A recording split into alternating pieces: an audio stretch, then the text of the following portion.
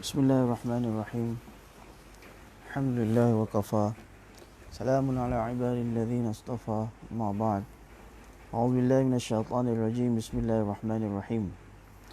Man ya'mal su'an yujza bih. Qala Allah Ta'ala fi maqamin akhar ma asabakum min musibah fabima kasabat aydikum. Wa qala Ta'ala fi maqamin akhar zahara al-fasadu fil barri wal bahr fabima kasabat aydin nas. Subhana rabbika rabbil izzati amma yasifun. Wassalamun ala mursalin. Alhamdulillahi rabbil alamin.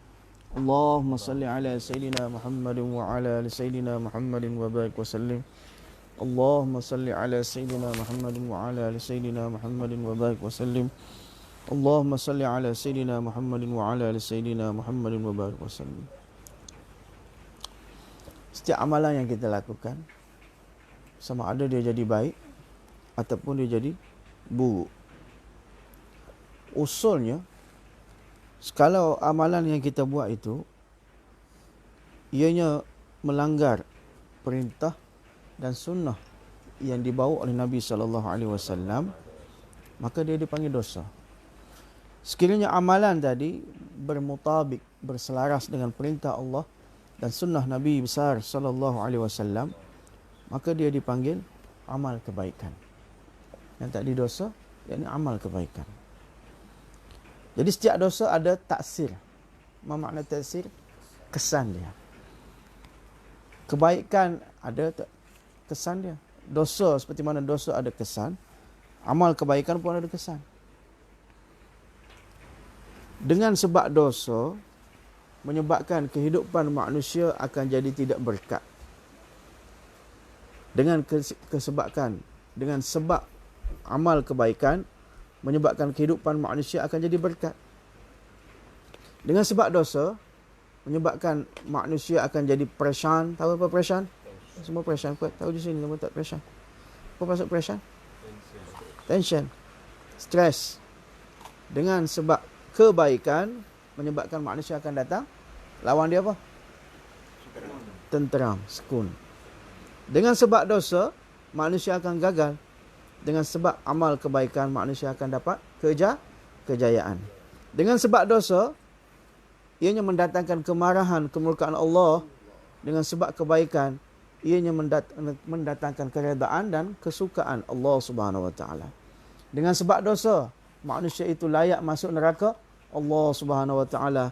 Dengan sebab kebaikan manusia layak dan berhak untuk masuk syurga Allah Subhanahu Wa Taala. Seperti mana satu pohon, dia tidak merasai, dia tidak menyedari bahawa beratnya buah yang ada di atas satu pokok tadi. Begitu juga satu orang tadi, dia tidak akan menyedari akan dosa-dosa yang dia buat. Satu pokok dia tak sedar banyak mana buah yang ada pada dia, berat buah yang ada pada dia. Demikian juga manusia ni, dia tidak dapat menyedari betapa beratnya dosa yang ditanggung hari-hari. Ajibnya manusia ni, bila dia syak saja tentang satu orang ni buat dosa. Kan? Orang ni buat dosa, kena tangkap. Tak salah lagi kena tangkap. Maka timbul syak wasangka terhadap orang tadi, timbul persepsi, maka manusia sudah mula membenci orang tadi. Berat ustaz ni, kena tangkap contoh kan. Tapi manusia tentang diri dia bukan syak wasangka lagi. Dia yakin bahawa dia buat dosa, dia buat jahat. Tapi manusia masih mencintai diri dia sendiri. Tak? Berkenaan dengan orang lain hanya syak wasangka, persepsi saja, ianya telah menimbulkan kebencian. Tetapi berkenaan dengan diri sendiri, dia yakin dia buat dosa, dia buat maksiat, tapi masih memuja-muja diri dia. Kenapa manusia memang mencintai diri dia sendiri? Dosa itu hanya satu ilaj, satu rawatan saja yang ada pada dosa. Misal dosa ini seperti mana satu penyakit kanser dalam badan kita. Satu orang yang mana terkena kecederaan kanser dalam badan dia, maka satu saja ilaj, rawatan. Ilaj apa? Cure, rawatan. Satu saja rawatan, apa maksud dia? Apa rawatan kanser? Operation, bedah. Dan dikeluarkan benih kanser daripada badan dia. Demikian juga dengan kanser dosa kita ni, satu saja rawatan dia adalah operate buang dosa tadi. Makna kata kita kena melepaskan dosa-dosa yang kita buat dalam diri kita tadi. Kalau kita membiarkan kecederaan kanser dalam badan kita, menyebabkan satu hari dia akan merebak dan akhir sekali dia akan membawa manusia ke lembah maut. Demikian juga kanser dosa yang ada dalam badan kita ni, kalau kita biarkan, dia akan merebak daripada satu dosa kepada satu dosa, kepada satu dosa kepada satu dosa, dan dia akan membawa kita kepada lembah neraka. Yang tadi lembah maut, yang ni lembah neraka. Allah selamatkan kita dan seluruh umat. Pada awalnya, nak tinggalkan dosa mudah, tak susah. Tapi waktu demi waktu, lama kelamaan dia telah menjadi adat, kebiasaan, ketagih. Maka waktu itu nak tinggalkan dosa agak muskil, agak susah. Oleh itu, dosa ni pada awal-awalnya dia seperti mana benang yang rapuh. Tapi bila dah lama kelamaan, dosa yang kita buat tadi, dia akan menjadi satu seperti lapangan terbang yang kukuh. Dosa ni. Dengan dosa, kesan yang pertama, dia akan menghilangkan sekun. Apa maksud sekun? Ketenangan dalam diri kita. Itu kesan dosa yang pertama. Hilang tenang.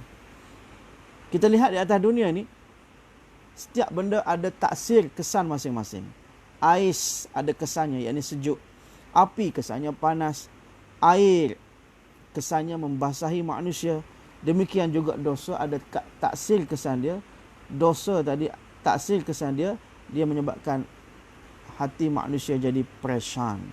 Jadi apa? Tension. Itu kesan dosa. Seperti mana kesan api panas, kesan air membasahkan, kesan dosa.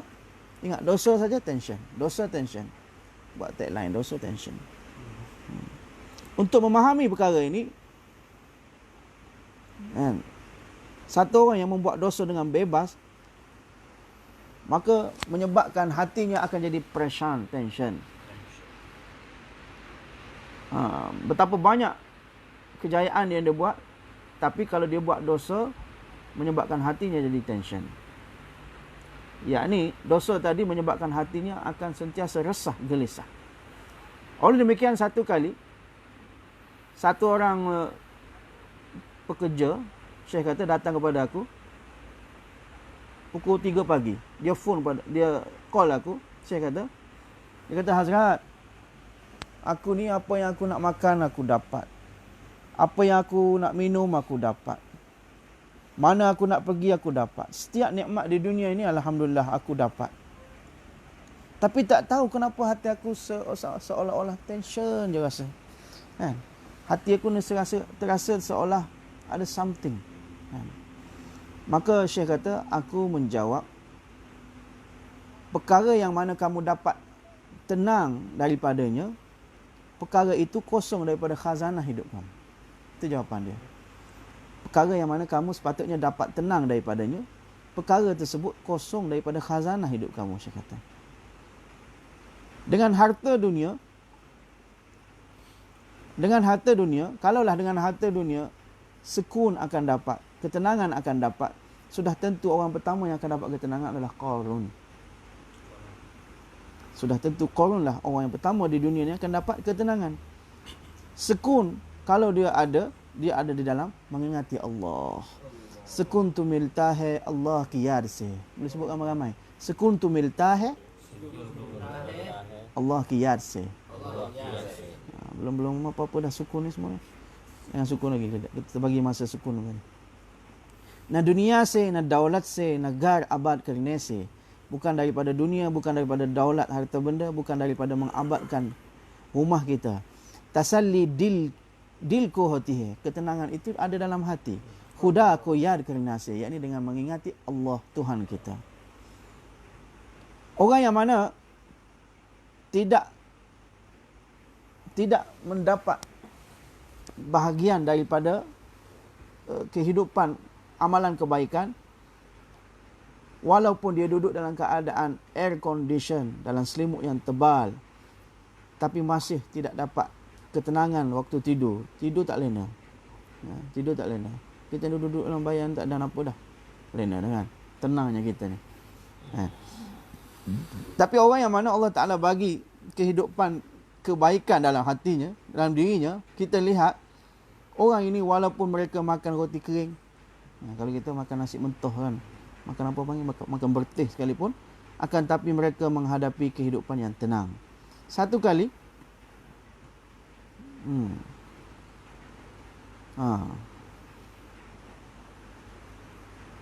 dupil ke waktu dia Chotiwi satu kali Syekh kata, aku pergi satu kilang yang mana 24 jam berjalan. Pada waktu tengah hari, waktu rest, maka semua orang sedang rest. Aku melihat satu orang pekerja, bahawa dia tidur, letak kepala dia atas batu-batu kecil saja, tanpa bantal dan apa-apa pun, di atas matahari yang terik, tapi dia sedang tidur dengan nyenyak. Maknanya orang yang hati yang tenang, walaupun tanpa bantal, tanpa air condition, bawah matahari pun, dia boleh tidur dengan nyenyak.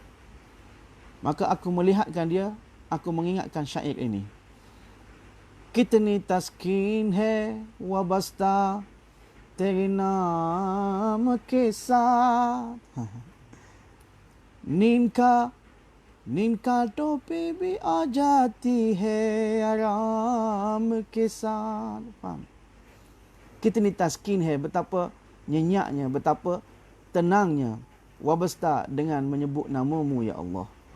Nin ka tope bi ajati hai, walaupun tidur di atas duri-duri, aram ke sath, tapi masih dengan keadaan tenang dan rehat.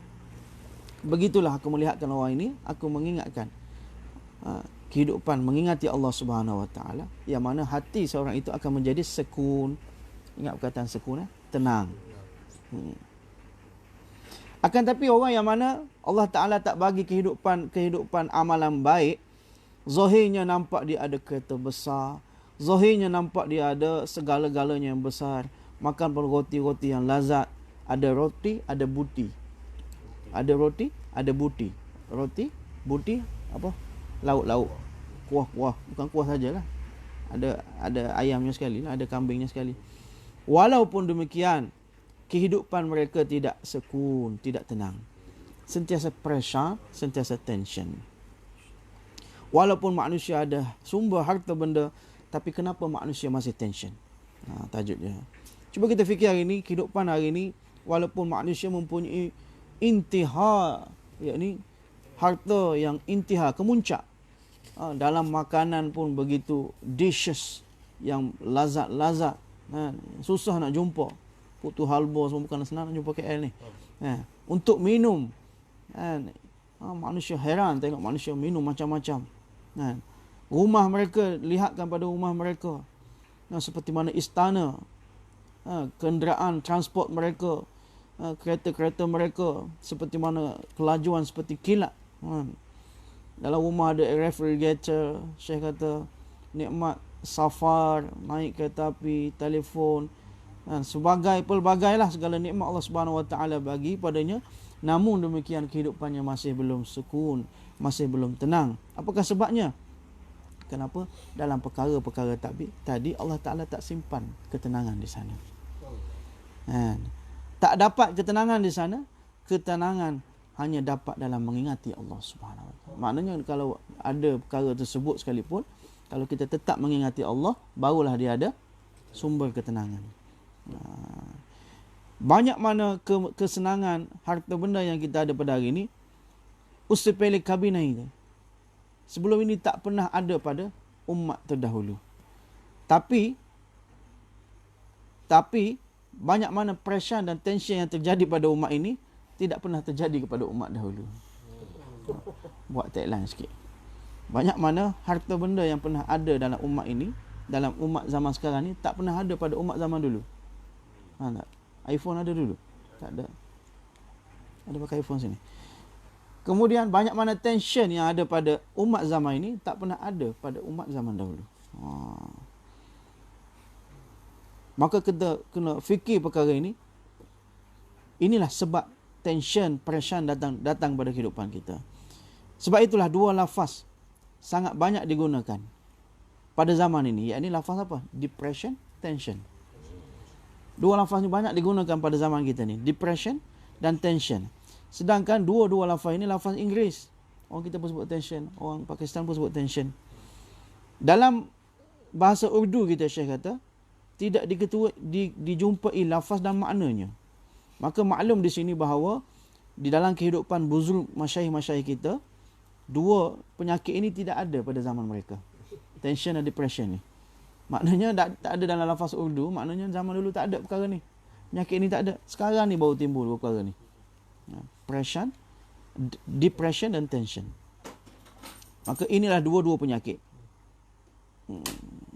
Kalaulah ada dua penyakit ini, sudah tentu ditentukan pada zaman dulu lagi. Jadi kita dapat ketahui di sini bahawa pression dan depression ini adalah satu perkara yang luaran, yang datang daripada luar, bukan benda yang dalam ni. Bahawasanya manusia menjalani kehidupan yang dipenuhi dengan ghaflah, lalai pada Allah Subhanahu Wa Taala.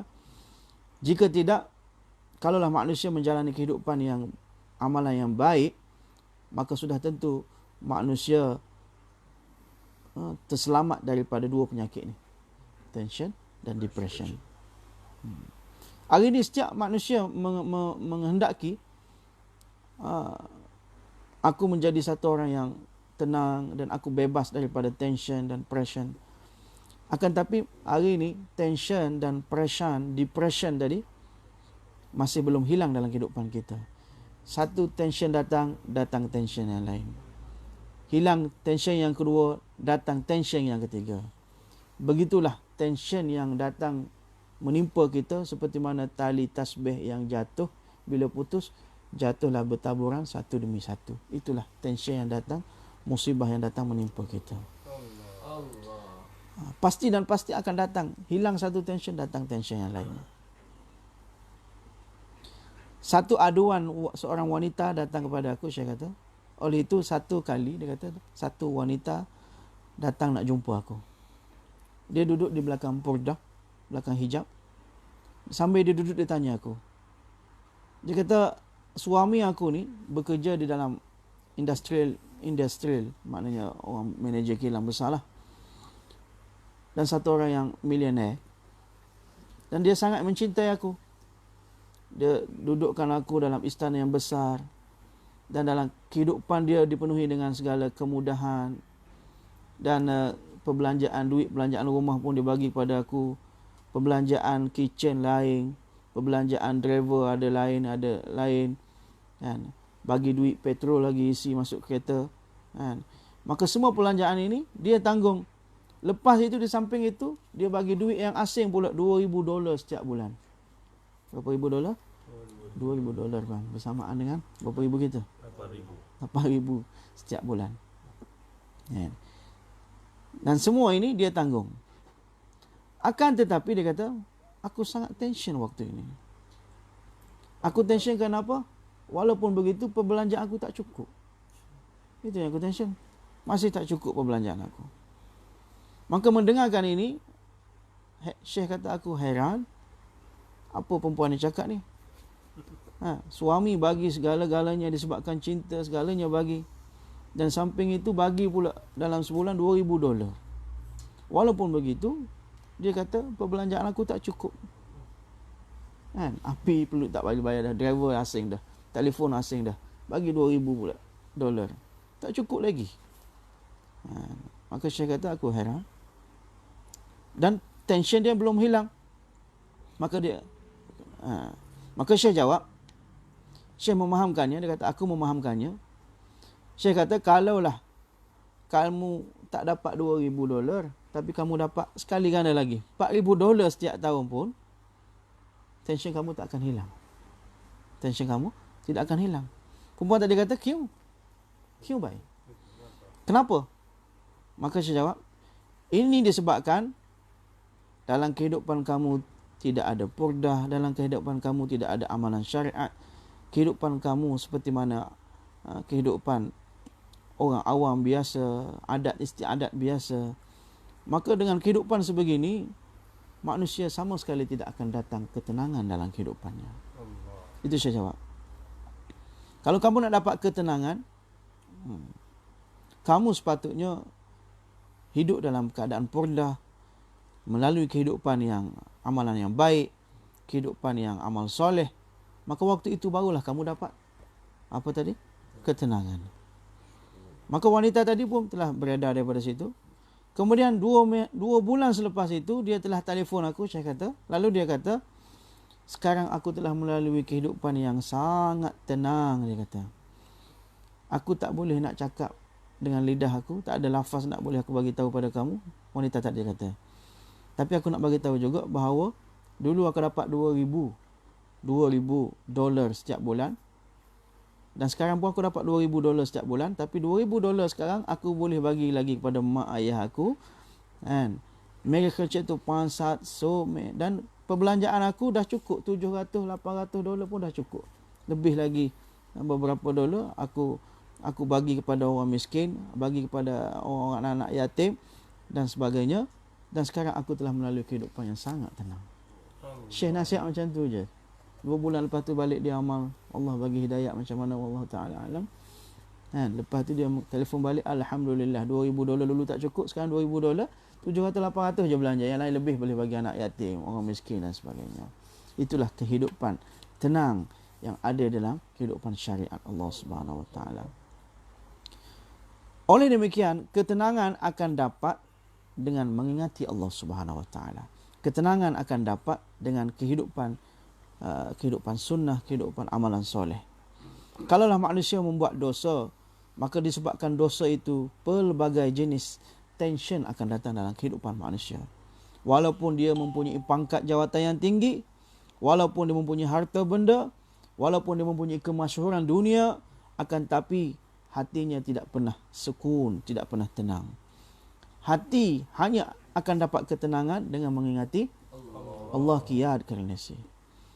Allah Subhanahu Wa Taala sebut dalam Al-Quran, ala bizikrillah, ketahuilah dengan mengingati Allah, tatma'innul qulub, nescaya pasti dan pasti hati kamu akan jadi tenang.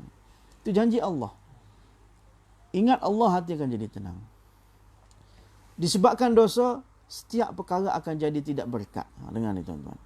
Kalau manusia buat dosa dan menjalani kehidupan hawa nafsu, maka Allah Subhanahu Wa Taala akan tarik keberkatan dalam rezeki dia, dalam masa kehidupan dia, dalam kesihatan dia.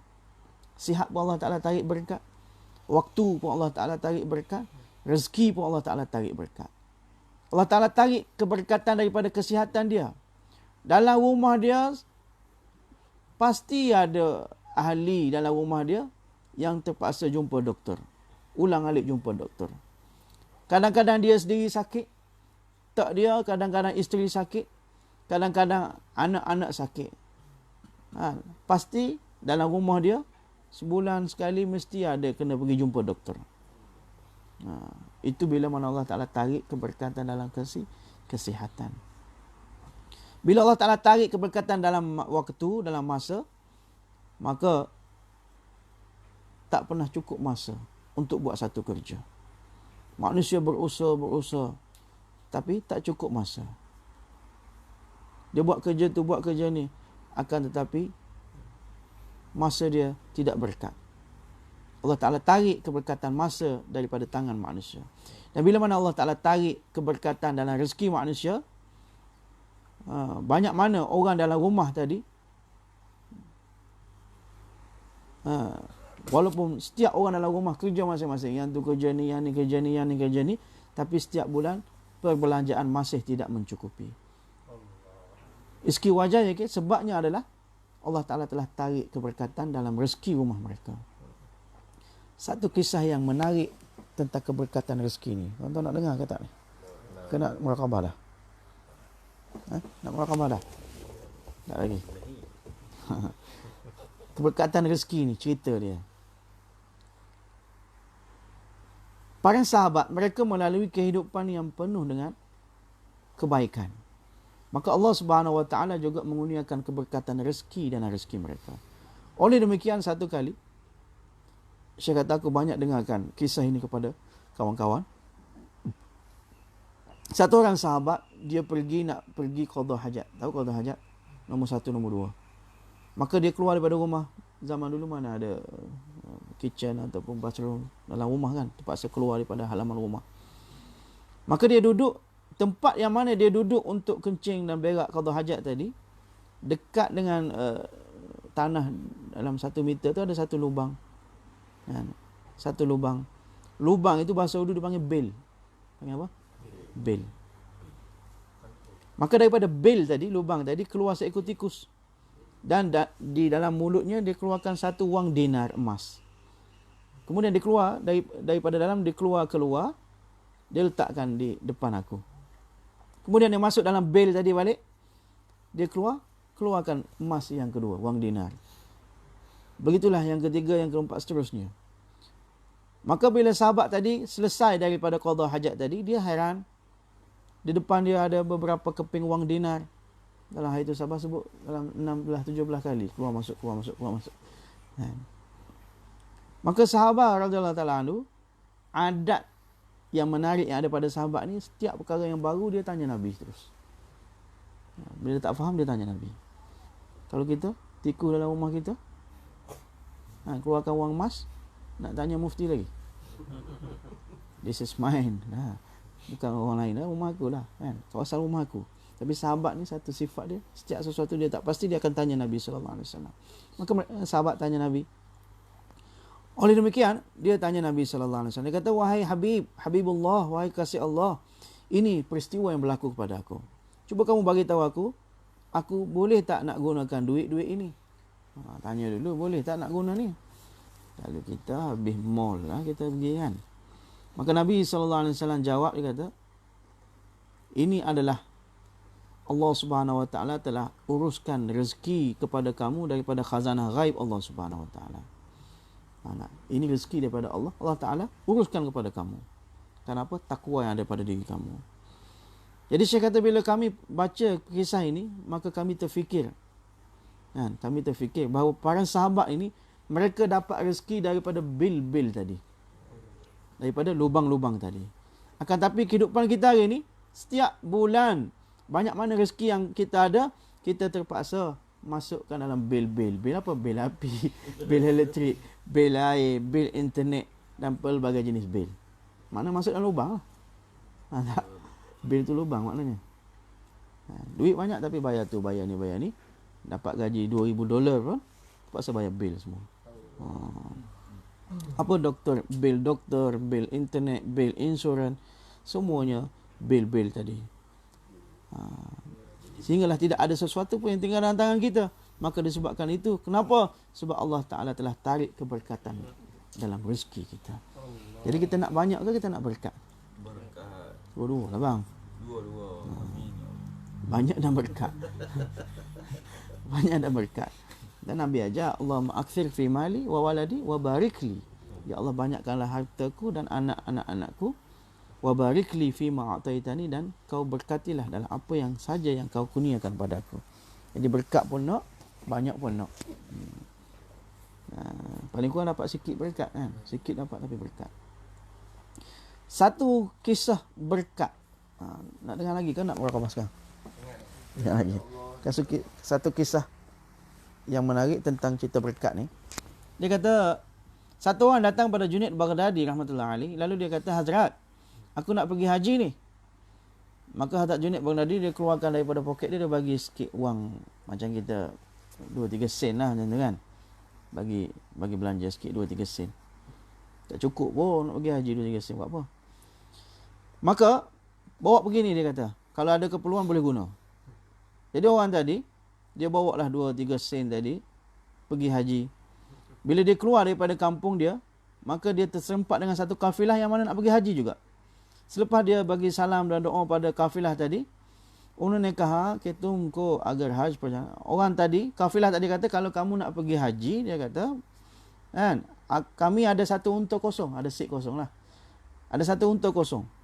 Seat kosong. Kamu boleh duduk atas unta tadi dan kami menunggang boleh pergi haji bersama kami. Maka kafilah tadi, sepanjang perjalanan, dia jadikan aku sebagai tetamu. Bagi makan free, tidur free, semua free. Kan? Dan selepas itu mereka pun pergi haji, melakukan manasik-manasik haji, tawaf, sa'i dan sebagainya. Lalu sampai masa mereka nak pulang daripada haji. Bila dia tadi nak pulang daripada haji, satu lagi kafilah, dia jumpa dengan satu kafilah. Dia kata pada aku, dia kata ada satu orang Haji Sab datang pada kami. Dan dia telah mati di Mekah. Sekarang, seat kosong. Ada seat kosong pula. Unta dia kosong. Kalau kamu nak naik, ambil lah. Dan pulang bersama kami. Maka orang itu pun naik dengan kafilah tadi, balik bersama dengan kafilah tersebut. Di pertengahan jalan, kafilah tadi jadikan dia sebagai tetamu seperti mana datang pula. Makan free, tidur free sebagainya kan. Mehman Nawazi dia panggil. Mehman Nawazi. Sehinggalah dia sampai di kampungnya, lalu dia jumpa pula dengan Junaid Baghdadi rahmatullah alaih. Maka Hazrat Junaid Baghdadi tanya, cerita kepada kami macam mana perjalanan haji kamu, okey ke tak okey? Maka dia jawab, dia kata, Hazrat, ajib bat pelik, dia kata, semua kemudahan Allah Ta'ala uruskan pada aku. Dan perbelanjaan aku tak guna langsung perbelanjaan aku. Kan? Maka Junaid Baghdadi kata, kalau gitu mari balik duit aku. Duit aku bagi tak 2-3 sen, mari balik lah. Kan? Maka rezeki yang mana bila mana Allah Ta'ala letakkan keberkatan di dalamnya, maka tak perlu kita gunakan untuk perbelanjaan apa pun. Hari ni duit yang kita simpan pun, beli SP pun terpaksa keluarkan habis. Nak belanja. Duit yang simpan pun terpaksa keluarkan. Usahakan yang ada. Itu masalah, tidak ada keberkatan. Tapi itu rezeki jugalah kan. Ambil lah. Tak tahu bila umur 55 sampai ke tak sampai, tak tahu. Satu kali Syekh kata, dalam kehidupan aku jumpa satu orang. Ini cerita tentang keberkatan dan nasihat pula. Syekh kata, aku kenali beberapa orang yang mana Allah Ta'ala bagi kesihatan kepadanya, sehingga orang ini tak pernah pergi jumpa doktor pun. Mana tak pernah sakit. Satu kali Syekh kata, aku jumpa satu orang tua yang mana umur dia lebih kurang 82 tahun dah. Maka dia kata, dalam kehidupan aku ni, aku tak pernah telan satu tablet pun. Obat pun. Panadol pun tak pernah telan, dia kata. 82 tahun. Dalam umur 82 tahun aku ni, tak pernah pun peluang aku pergi jumpa doktor. Kan? Bukan makna dia pergi jumpa doktor umur. Maknanya tak sakit. Obat pun tak telan, doktor pun tak jumpa. Allah Ta'ala letakkan kesihatan dalam kehidupan aku. Bila mana Allah Ta'ala letakkan keberkatan dalam sihat, Allah Ta'ala letakkan keberkatan dalam rezeki, keberkatan dalam waktu, bila mana kita menjalani kehidupan yang baik. Bila mana manusia membuat dosa dan menjalani kehidupan maksiat, maka manusia tadi akan termahrum daripada segala keberkatan yang disebut tadi. Maka manusia mulalah tension dan perasaan. Satu tension hilang, datang tension yang kedua. Tension yang kedua hilang, datang tension yang ketiga. Pasti dalam kehidupannya ada saja tension yang datang dalam bentuk yang berbeza. Allahu Akbar. Okey, satu tajuk kita habiskan insya-Allah. Kami pernah pergi, kita pernah lihat, dia kata, di Hotel 5 Star. Pernah pergi Hotel 5 Star. Pullman lah kan. Berkat Syekh kita pergi sana. Bila kita duduk tunggu makanan, dia kata, ada satu sistem intizam, dia kata sistem buffet kan, makan. Sistem buffet. Maka untuk makan di sistem buffet ni, dia letakkan lauk-lauk, ayam dan sebagainya jenis dishes di satu tempat, dalam bekas-bekas, dan di bawah dia tu, dia nyalakan lilin ataupun pelita. Betul tak? Tujuannya lilin pelita tadi ada api yang boleh sentiasa memanaskan lauk pauk di atasnya. Jadi selagi mana ada makanan di situ, selagi itulah makanan itu tetap terus panas. Maka demikianlah misal hidup kita ni, Syekh kata. Manusia yang buat dosa, maka Allah Subhanahu Wa Taala akan wujudkan dalam kehidupannya, kok mana pun mesti ada heat source tadi. Benda lilin panas tadi dalam kehidupan dia. Dosa tadi seolah lilin dan pelita yang memanaskan kehidupan kita. Bagaimana? Yang menyebabkan terbakarnya hatinya. Maksudnya terbakar hati, mana tension lah. Heat source tadi, sumber pemanas tadi menyebabkan kehidupan manusia jadi tension. Seperti mana lilin dan cahaya pelita tadi, api pelita tadi. yang mana sentiasa menyala, yang memanaskan kehidupan kita. Maka lilin tadi umpamanya adalah seperti dosa-dosa dan maksiat yang kita lakukan.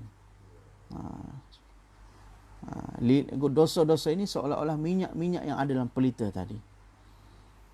Yang mana pelita-pelita api-api dalam pelita lilin tadi yang sentiasa membuatkan hati kita menjadi tension. Yang mana kita keluarkan perbelanjaan daripada tangan kita dalam masa yang sama. Taklif bi utatih, dalam masa yang sama kita menanggung penderitaan. Lekin guna karke ulta apne आपको परेशान कर लेते हैं. Tapi disebabkan dalam masa yang sama kita buat dosa, maka sebaliknya dia menjadikan kehidupan kita menjadi tension. Kiski zindagi mein. Jadi ada orang kehidupan dia ada saja hate source ini yang timbul dalam kehidupan dia menyebabkan hatinya terbakar. Hati terbakar makna tension lah.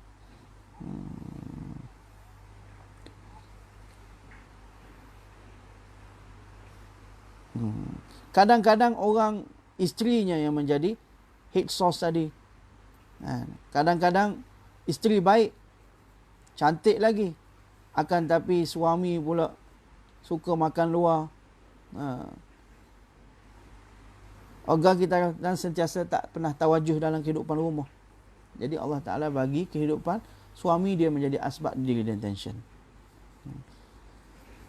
Yang mana menyebabkan isterinya sentiasa menangis saja rumah, duduk tunggu suami tak pulang-pulang. Dan suaminya tak pernah angkat mata kepadanya.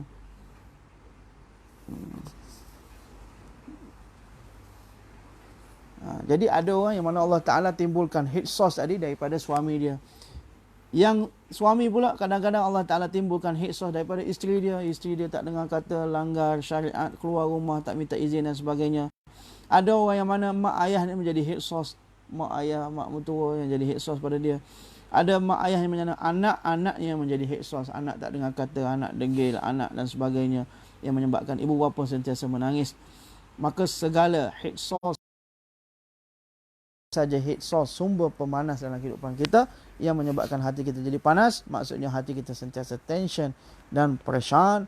Mudah-mudahan Allah Subhanahu Wa Taala selamatkan kita pergi kat sini. Fuzail bin Iyas ni dia kata, saya baca ni kan. Fuzail bin Iyas ni dia kata, bila mana aku lihat aku melanggari perintah Allah, dia kata, maka aku akan dapati kesannya yang berlaku, sama ada kesan tadi berlaku terhadap isteri aku sehingga isteri aku tidak mentaati aku, ataupun kesan tadi terjadi kepada anak-anak aku sehingga anak-anak aku degil tidak taat perintah aku, ataupun aku lihat kepada nokar ni makna orang gaji ataupun orang di bawah aku, pekerja staf aku, mene kam kaha, bila aku suruh sesuatu dia tak buat, staf.